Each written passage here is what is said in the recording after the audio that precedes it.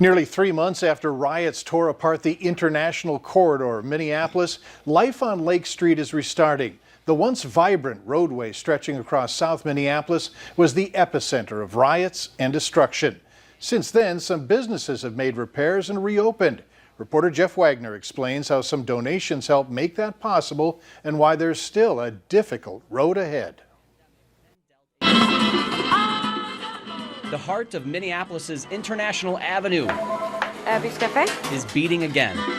From the kitchen at Abby's Cafe, I still have some hope that Lake Street is going to get better than it was before. To the offices of AMLA International Translation, where the interpretation of languages, even the universal kind, can be heard once again. It feels wonderful. Both businesses were just two of the hundreds that were damaged, pillaged, or burned along Lake Street in the days following George Floyd's death. And you just saw, and it was just chaos out there. I didn't know what was happening. The windows were smashed at Abby's Cafe and the ceiling ripped down, while Paul Amla's office was ransacked. Businesses already struggling at the height of the pandemic then dealt a destructive blow. See how hard people have worked to be where we are now, and it's kind of like we get up and then boom, again we get beat down. This is the first time ever in my life that I've contemplated to say, I don't think we might make it.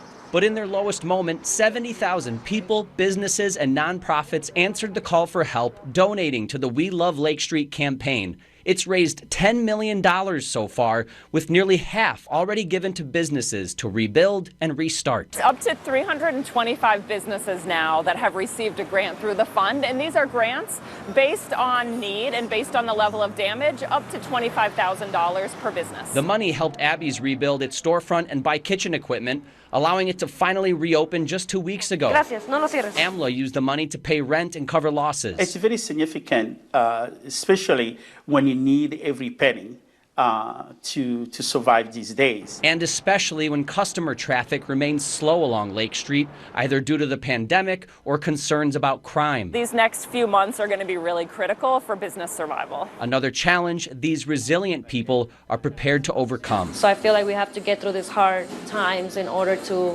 finally one day see a better Lake Street. And phase 2 of distributing the funds is in the works. Some of that money will be geared toward businesses destroyed or damaged beyond small repairs.